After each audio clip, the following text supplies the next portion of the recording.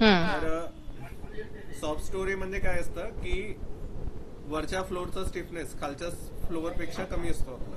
Okay. तर आता समजा मला 20th फ्लोअरला सॉफ्ट स्टोरी करायचं आहे, तर मी इथे प्लॅन व्ह्यू मध्ये जाईल, हे सॉफ्ट स्टोरीवर क्लिक करेल 20, सॉरी स्टोरीवर क्लिक करेल 20. मग हे केल्यावर हा प्लॅन आला, हे प्लॅन सिलेक्ट केला. ओके.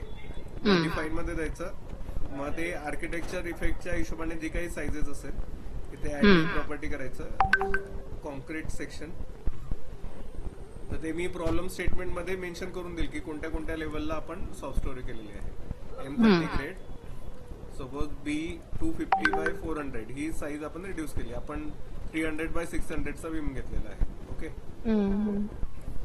M30 चा रेशो काय आहे सर? M30 हा ग्रेड आहे मॅम. नाही ग्रेड आहे, पण त्याचं हे 1:2 काय आहे? ते कारण तर तो डिझाईन केला जातो ना M30. हो हो हो, ते तर या लेवलला डिझाईन टाकायची गरज नसते, ते विचारणार पण नाही तुम्हाला. त्याचा रेशो वाटल्यास मी पाठवून देईल तुम्हाला. ओके. हा, ते जसं तोंडी पाठ नाहीये, ते मी बघून सांगून देईल तुम्हाला. आता B250/500 हे साईज आहे. इथे ओके केला.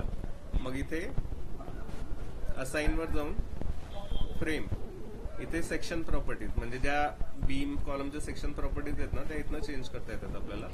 सेक्शन प्रॉपर्टीवर क्लिक केलं आणि ही जी सॉफ्ट स्टोरीची साईज आहे आपली 250/500 याला क्लिक केलं, इथे ओके केलं. ओके. हे बघा, हे म्हणजे आता या केसमध्ये 20th लेवलला सॉफ्ट स्टोरी झाला.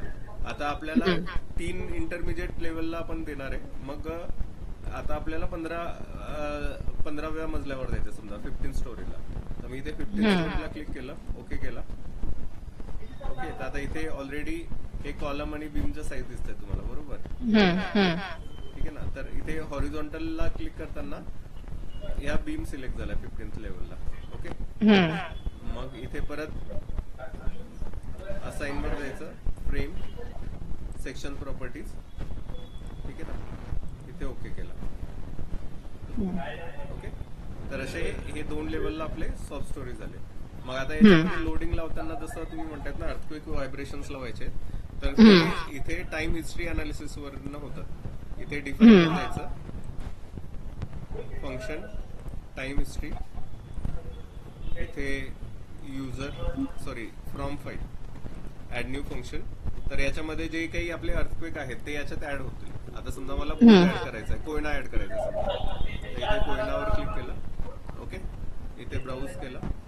मग ही जी आपली फाईल आहे या 3 फाईलचा आपण कम्पेअर करतोय. ओके.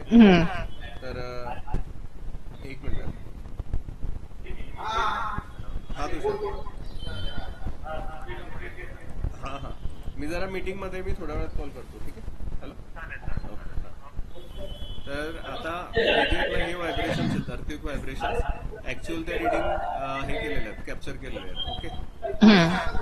टोटल लेंथ आहे 80 सेकंडचा अर्थक्वेक आहे आणि 8 सेकंडच्या वेळेस आणि 48 सेकंडच्या वेळेस इथे मॅक्सिमम अँप्लिट्यूड आहे याचा. ओके.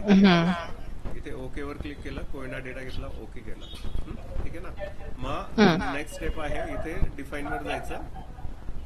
ठीक आहे. मग इथे लोड केसेस वर जायचं. ठीक आहे.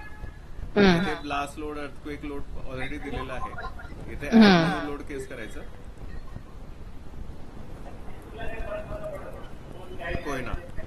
कोयना जो काही अर्थक्वेक दिलेला आहे तिथे हे द्यायचा. मग इथे दुसरं ऑप्शन आहे लोड केस टाईप. ओके. लोड केस टाईप मध्ये आपला टाइम हिस्ट्री अनालिसिस आहे. इथे ऍड केलं. मग लोड पॅटर्न इथे ऍक्सेलरेशन आपण U1 डायरेक्शनला देतो, म्हणजे एक्स डायरेक्शन म्हणजे U1 असतं इथे. ठीक आहे. मग नंतर हे इथे कोयना डेटा सिलेक्ट केला इथे. ओके. मग इथे आउटपुट स्टेप थोडा मी जास्त घेतो, म्हणजे ते दिसायला व्यवस्थित दिसतो ग्राफ. इथे 1000 केलं आणि इथे ओके केलं. ओके. तर इथे हे झाला कोयना. एक मिनिट मॉडिफाय, नॉन लिनियर असणार आहे हा. Okay. Non linear model finite sorry time history analysis. ठीक आहे. मग नेक्स्ट काय करायचं, याला रन करायचं आहे. ओके.